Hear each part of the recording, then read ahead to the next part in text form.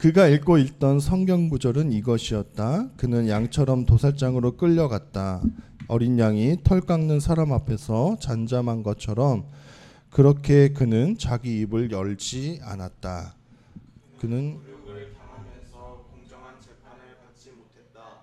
그의 자손에 대해 누가 이야기하겠는가?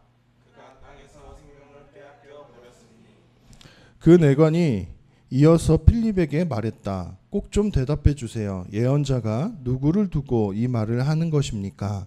자기에 대해서입니까? 다른 어떤 사람에 대해서입니까?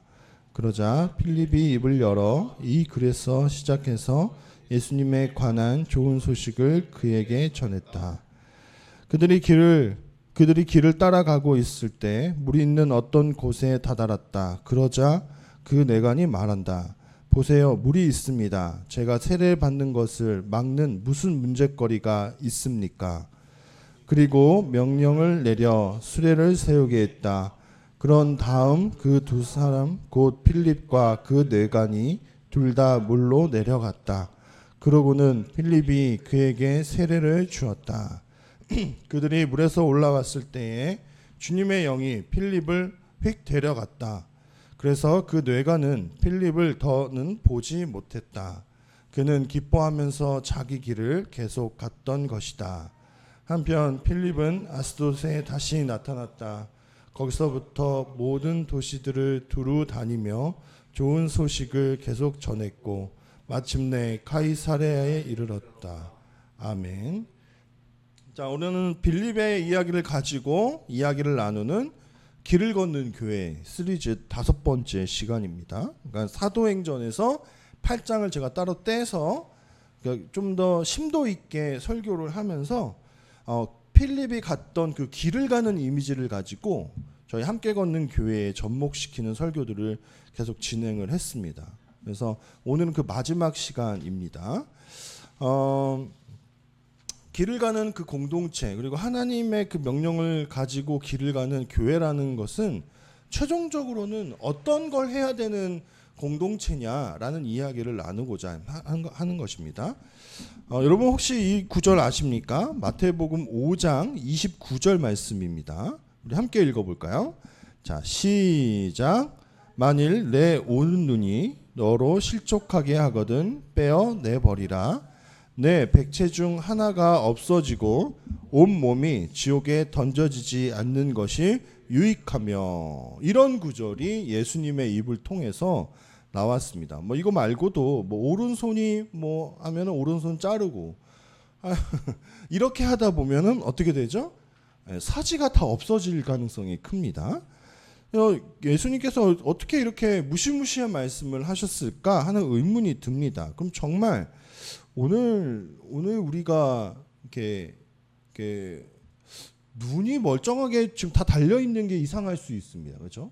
정말 우리가 눈으로 범죄를 안 했을까요? 그리고 이 말씀에는 문제가 있습니다. 우리가 지난주까지만 해도 괜찮았는데 이번 주에 왔는데 한쪽 눈이 다 없어졌어요. 한 사람씩. 그러면은 속으로 정죄하게 되겠죠. 저게 또 왼쪽 눈으로 뭘 봤구만, 뭐 이상한 걸 봤구만 하면서 서로를 정죄하는 그런 어떤 리트머스지 같은 게 될 수도 있는 거잖아요. 그러니까 이 말씀이 너무 와일드하고 그렇잖아요. 그렇죠? 그래서 이 말씀을 우리가 어떻게 봐야 될까 항상 고민입니다.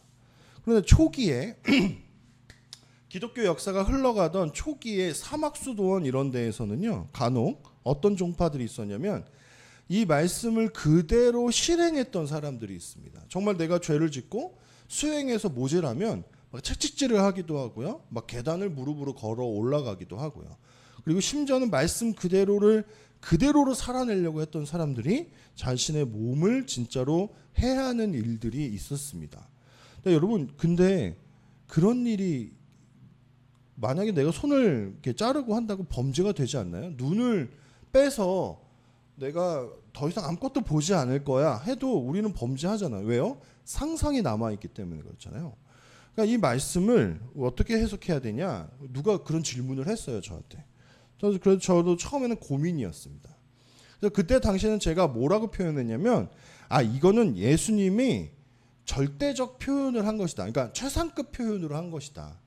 만약에 어떤 기독교와 그 구원, 기독교 안에서 구원과 관련돼 있는 구절이 아주 애매모호하게 우리에게 제시된다면 우리가 그걸 지킬 수 있겠습니까?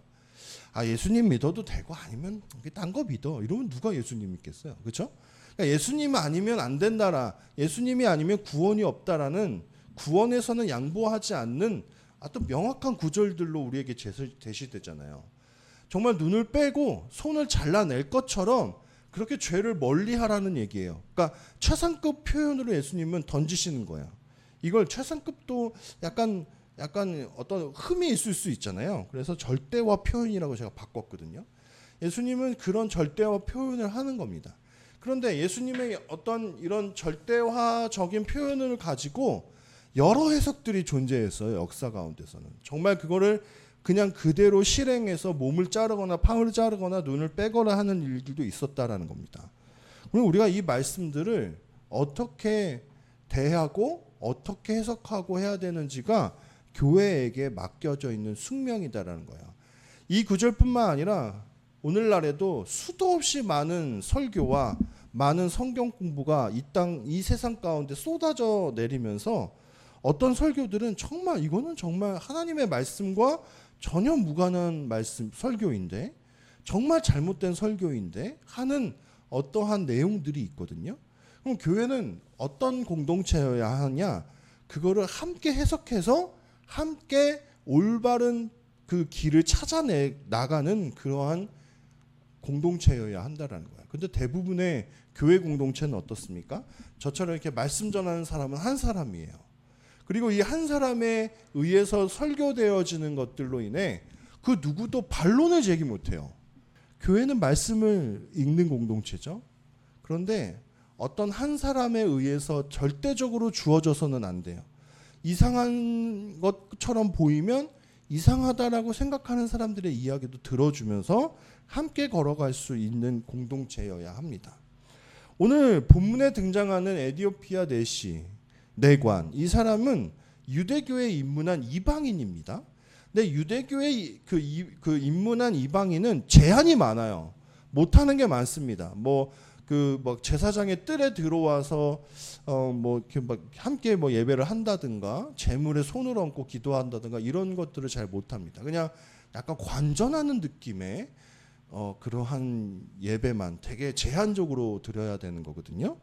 그러니까 이 사람에게 이 말씀을 제대로 해석해 주는 사람도 없었을 뿐더러, 그리고 그 당시에 랍비들이나 제사장들이나 이런 사람들이 말씀을 어떤 읊푸는 거에 대해서 반론을 제기하거나 할 수 있는 사람들도 없었습니다. 그러니까 오늘날의 한국 교회의 어떤 어떤 구조처럼 그냥 일방적으로 어떤 목사가 설교하고 그냥 그걸 듣고 받아들이는 거 외에는 하지 못하는 그런 되게 폐쇄적인 구조로 말씀을 대하고 있었어요. 근데 그가 길을 가고 있으면서 읽었던 성경 구절이 바로 이것입니다. 오늘 본문의 32절과 33절을 한번 읽어보겠습니다. 자, 읽습니다. 시작. 그가 읽고 있던 성경 구절은 이것이었다. 그는 양처럼 도살장으로 끌려갔다. 어린 양이 털 깎는 사람 앞에서 잠잠한 것처럼 그렇게 그는 자기 입을 열지 않았다. 그는 굴욕을 당하면서 공정한 재판을 받지 못했다. 그의 자손에 대하여 누가 이야기하겠는가? 그가 땅에서 생명을 빼앗겨 버렸으니, 이렇게 되어 있습니다. 죄송한데 성풍이 혹시 잠깐만 저한테 좀 줄래요? 덥네요. 설교할 때는 그래도 좀 더 이미 간목이니까 그냥 가야 돼서 괜찮거든요.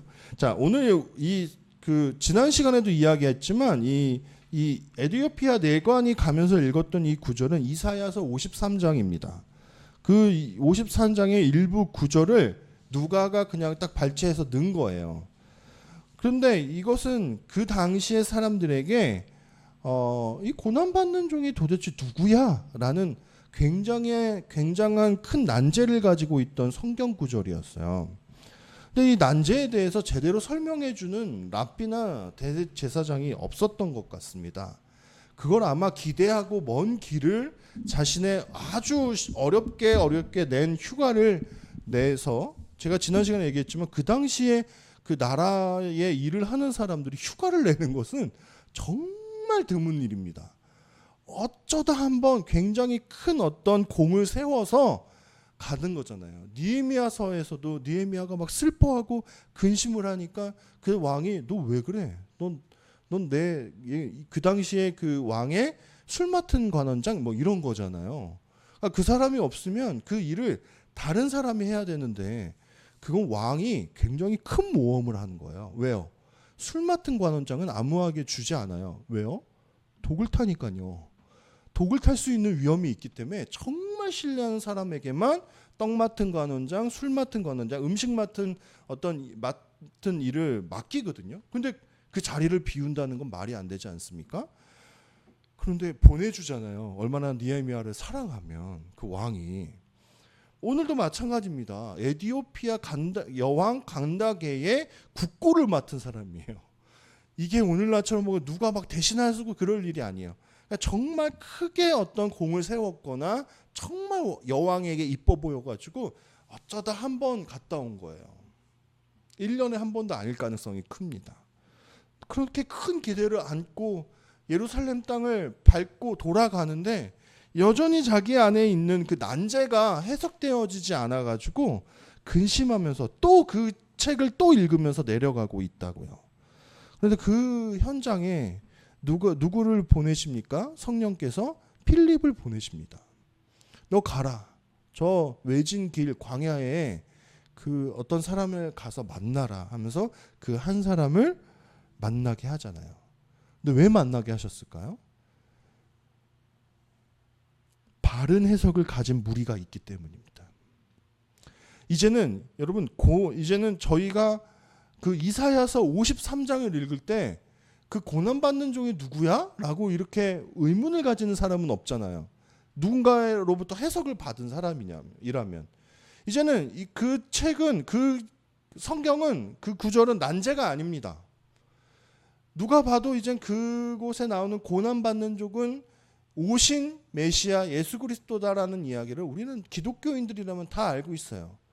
유대교인들은 아직도 그걸 인정하지 않고 안 믿고 있고 아직도 고난받은 종은 오지 않았다라고 이야기하지만 우리는 수많은 시간들을 거치면서 그건 이젠 더 이상 난제가 아니다라는 것을 알고 있습니다. 근데 그 시작은 언제였냐? 이렇게 필립처럼 초대교회에 예수 그리스도를 만나고 믿고 또 성령 강림을 통해서 그 은혜를 받은 사람들이 그런 난제에 대한 바른 해석을 갖고 있었기 때문에 그 바른 해석을 가진 필립을 에디오피아 사람 내관에게 보낸 겁니다. 그냥 보낸 게 아니라 바른 해석을 가지고 있었기 때문에 가서 너가 이젠 설명해 줘 이렇게 한 거죠.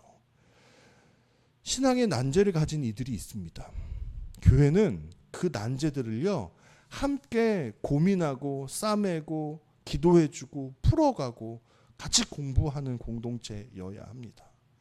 저의 모교회 홍강교회는요, 저는 이제 통합 측의 홍강교회라는 곳을 다녔습니다.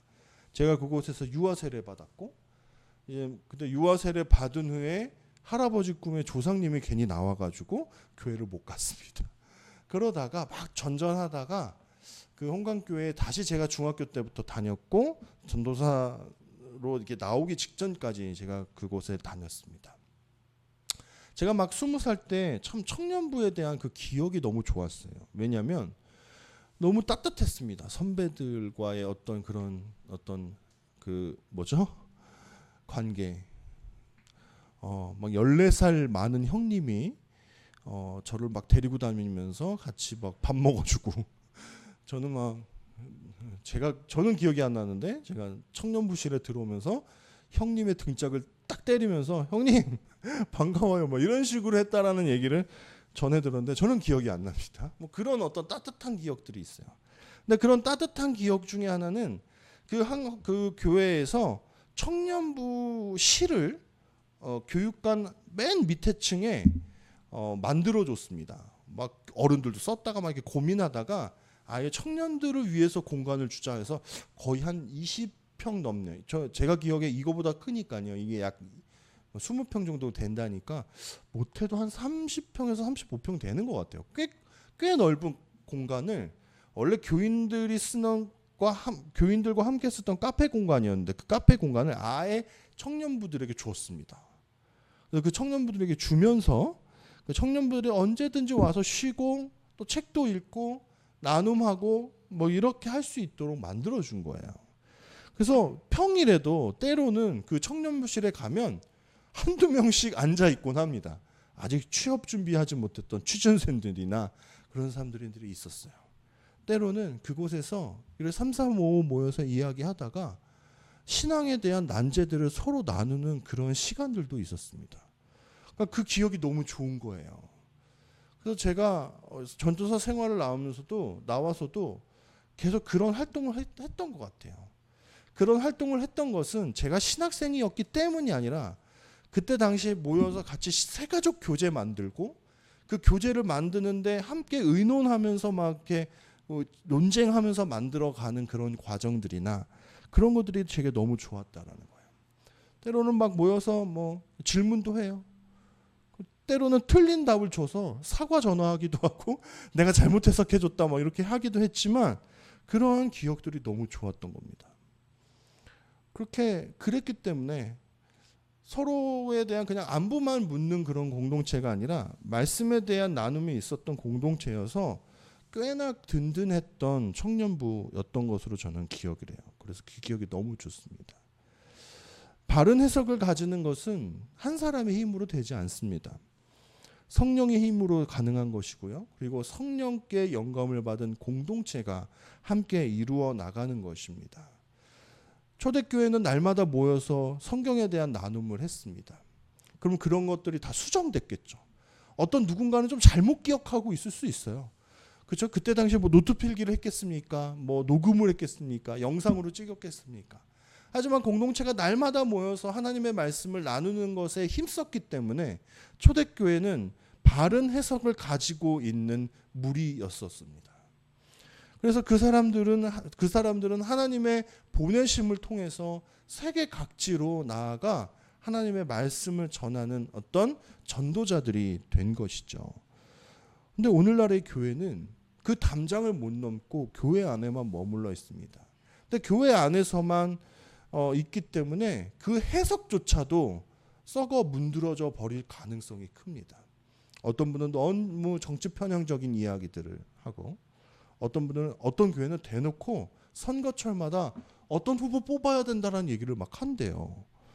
그게 너무 충격적이었습니다. 이것은 한 사람에 의해서만 해석되어지고 모든 사람들은 그것을 그냥 아무런 생각 없이 가스라이팅 받듯이 그냥 받아내기만 하는 그런 구조로 되어 있기 때문에 그렇습니다.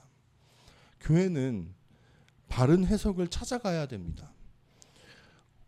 언제라도 우리의 해석이 틀렸다라고 생각되면 다시 돌이킬 수 있는 공동체여야 합니다.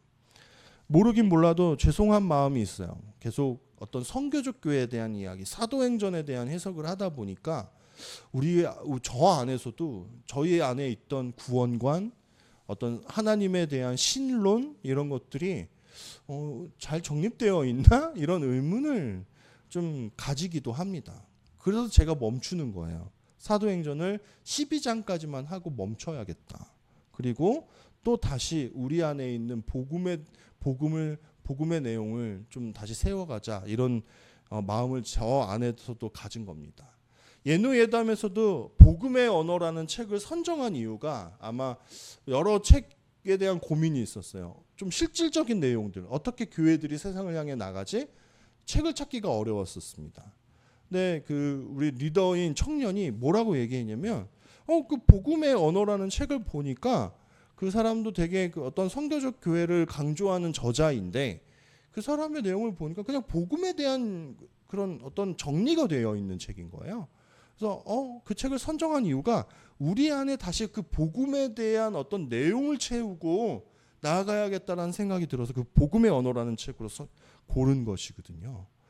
그래서 우리가 다시 좀 흔들리고 좀 더 너무 다른 내용들, 교회론에 대한 걸 너무 다뤘기 때문에 이제는 다시 또 복음에 대한 내용들을 살펴보아야 할 때가 되었다라는 생각을 또한 하는 것입니다. 잠언 29장 18절에 이런 내용이 있습니다. 제가 한번 읽어보겠습니다. 묵시가 없으면 백성이 방자히 행하거니와 율법을 지키는 자는 복이 있느니라. 제가 이거를 그냥 개역개정으로 읽은 것은 개역개정의 장점은 한자어들을 많이 사용하기 때문에 압축적으로 좀 시적인 표현들이 그대로 남아 있습니다. 왜냐하면 잠언과 같은 이런 시가서들은요 운문체로 되어 있거든요. 그래서 앞에 평행법이라고 해서 비슷한 단어들이 반복해서 나옵니다. 묵시, 율법 이거를 2번 정도로 꼭 비슷한 단어를 다르게 이야기하면서 그 단어에 대한 강조를 하는 것이 성경의 잠언이나 시편과 같은 성경의 특징입니다. 근데 어쨌든 이 묵시와 율법은 좀 다른 내용을 갖고 있습니다. 묵시는 예언, 계시 뭐 이런 뜻인데요. 아직 일어나지 않은 하나님의 뜻이나 말씀, 예언 이런 것들을 이야기하거든요. 근데 지금 이 잠언의 저자가 뭐라고 얘기하냐면 그러니까 아직 일어나지 않은 계시나 묵시나 예언과 같은 것이 백성들에게 없으면 어떻다고요?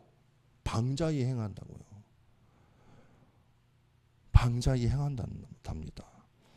이게 무슨 말일까? 다 알려주시면 안 되는 걸까? 예수님 언제 오시고? 근데 저도 제가 생각해봤어요. 하나님 우리 그 함께 걷는 교회가 뭐 이런 소망들을 갖잖아요. 언제쯤 함께 동역하는 사람들이 한 50명이 될까요? 만약에 하나님께서 이거를 그냥 어떤 아직 일어나지 않은 어떤 묵시로 두지 않으시고 이걸 우리에게 다 알려주시면요. 제가 약간 경고망동할 것 같아요. 건방져질 것 같아요. 안 그렇겠습니까? 그죠? 그러니까 그 아직 일어나지 않은 일들을 소망하면서 그거를 이루어 주실 하나님께 기대고 가야 되는 사람들이어야 하는데 묵시를 모르거나 묵시를 알면서도 그 묵시를 믿지 않고 가는 그 공동체는요 방자하게 행할 가능성이 굉장히 크다라는 거예요. 오늘 이 말씀에 등장하는 이 내관을 보십시오. 뭐 때문에 이 사람은 그 먼 길을 옵니까? 뭐 때문에 자신의 그 귀한 그 평생을 거쳐 몇 번이 되지 않을지도 모르는 그 휴가를 내어서 그 예루살렘 땅을 방문하는 이유가 무엇입니까? 자기 안에 아직 해결되지 않은 풀리지 않은 신앙의 숙제, 난제가 있기 때문입니다. 묵시가 있기 때문에 아직 일어나지 않은 그 예언에 대한 소망이 있기 때문에 이 사람은 가슴 떨리고 두근두근한 것입니다. 때로는 어른들 중에 그런 분들이 있어. 내가 과거에 모두 했고 했대요. 그래서 자기는 많은 훈련과 많은 성경 공부와 수도 없이 많은 그 신앙생활의 시간들을 보내면서 마치 말씀에 대해서 자신들은 통달한 것처럼 모든 것을 다 아는 것처럼 그런 자세로 있으신 분들을 간혹 만나잖아요. 우리가 다 압니까? 다 모릅니다. 저는 단언하건대 선교적 교회를 시작하고 여러분과 함께 걷는 교회를 함께 하면서 사도행전을 이렇게 지금 한 9장 8장까지 설교해 나가잖아요. 제 모든 관점이 다 사실 바뀌었습니다. 그동안 사도행전을 바라봤던 그 제 마음이 완전 다 바뀌었어요. 그래서 새롭게 저는 사도행전을 설교해 나가고 있는 겁니다.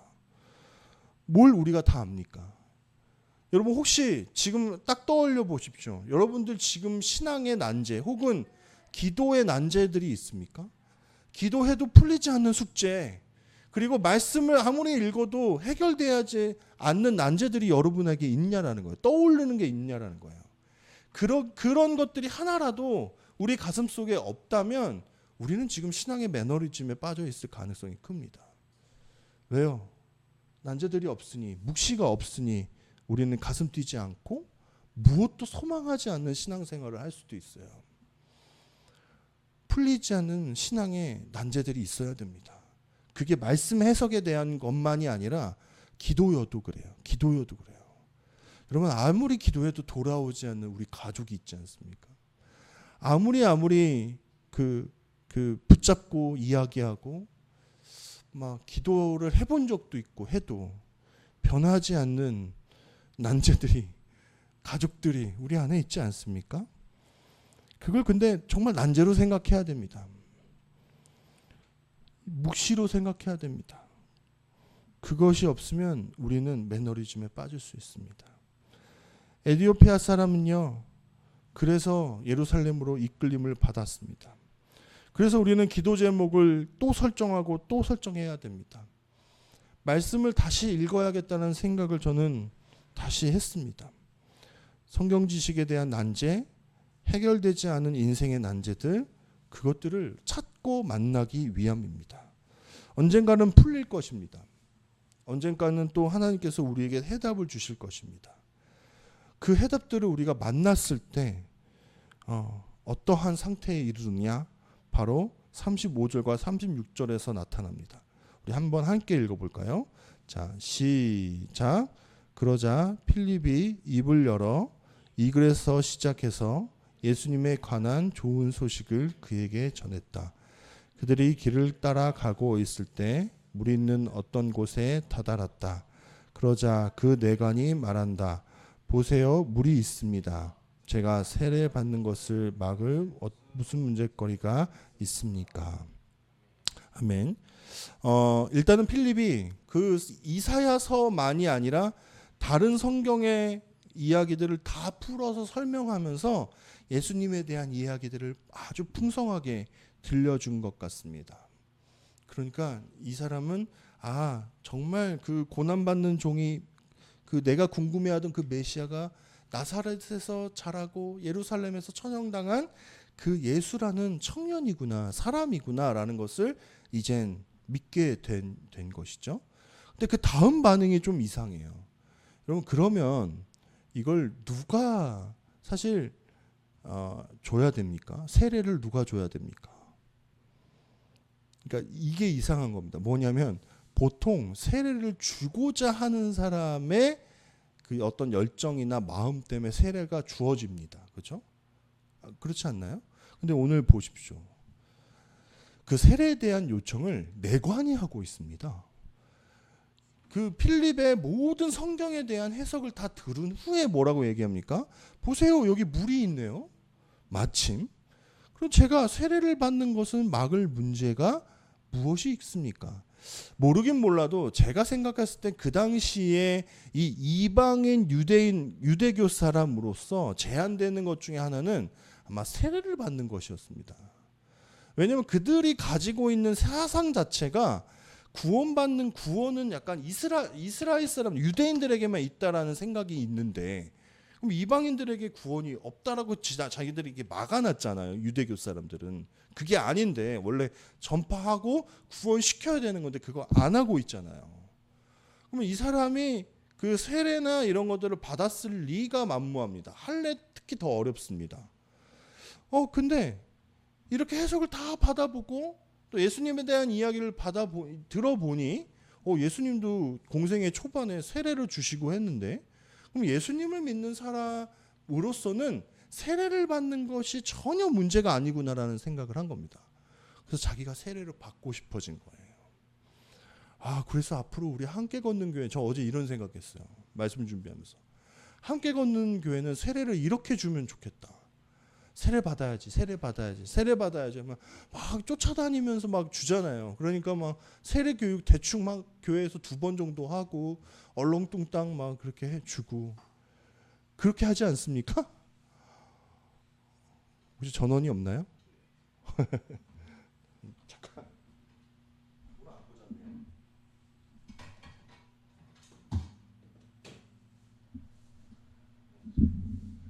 네, 그렇게 하지 않습니까?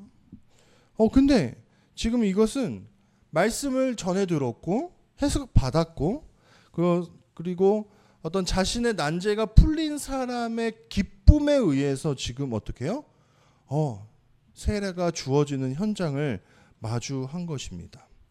교회의 요청이 아닌 그 사람, 받는 사람의 기쁨으로 인해서 말입니다.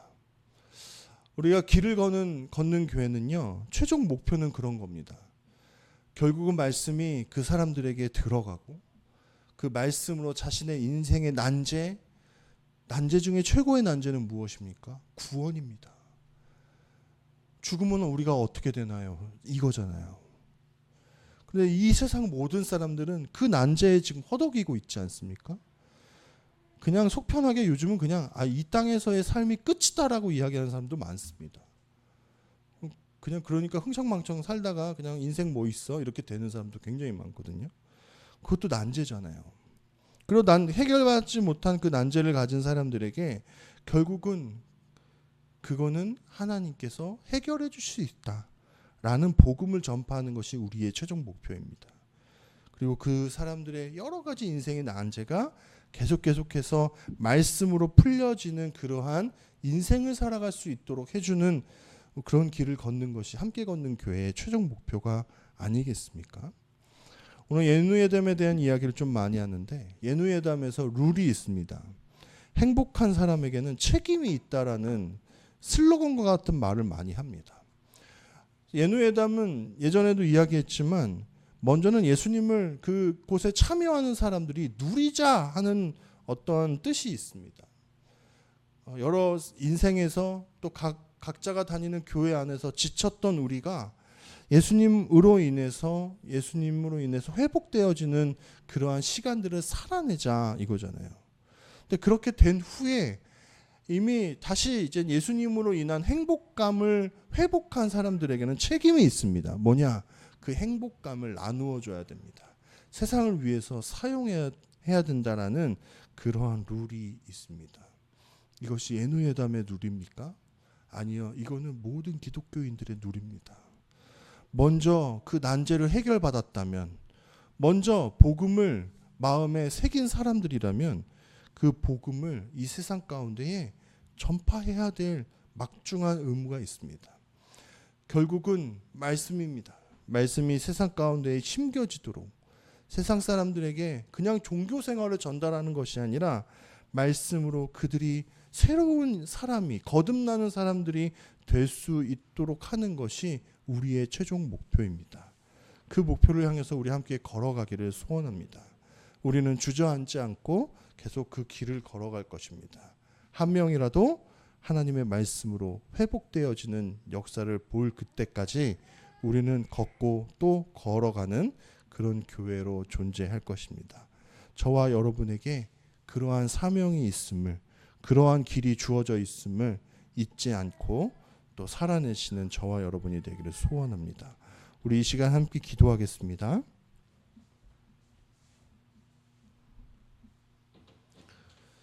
우리 함께 이 기도 제목으로 함께 기도합니다.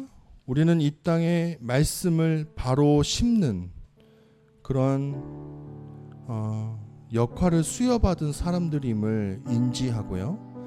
말씀에 먼저 가까이 하고 말씀을 사랑하며 살아가는 우리로 인도해 달라고.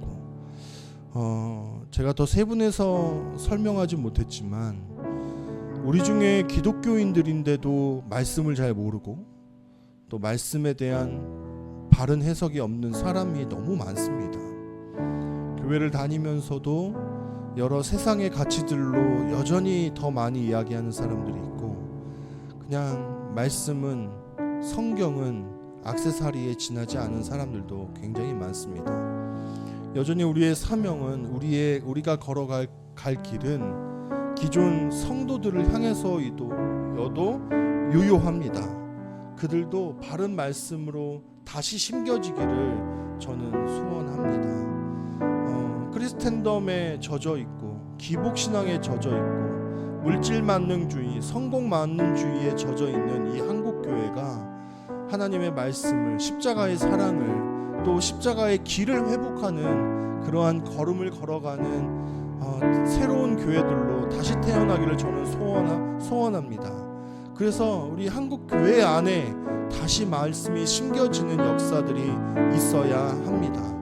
우리 주변에 그러한 사람들이 있습니까? 기억나는 사람들이 있으면 여러분 그분들의 이름을 부르시면서 함께 기도하셨으면 좋겠습니다. 하나님, 그들 안에 다시 말씀이 바르게 심겨지기를 원합니다라고 함께 기도합니다. 하나님, 이 시간 우리가 말씀을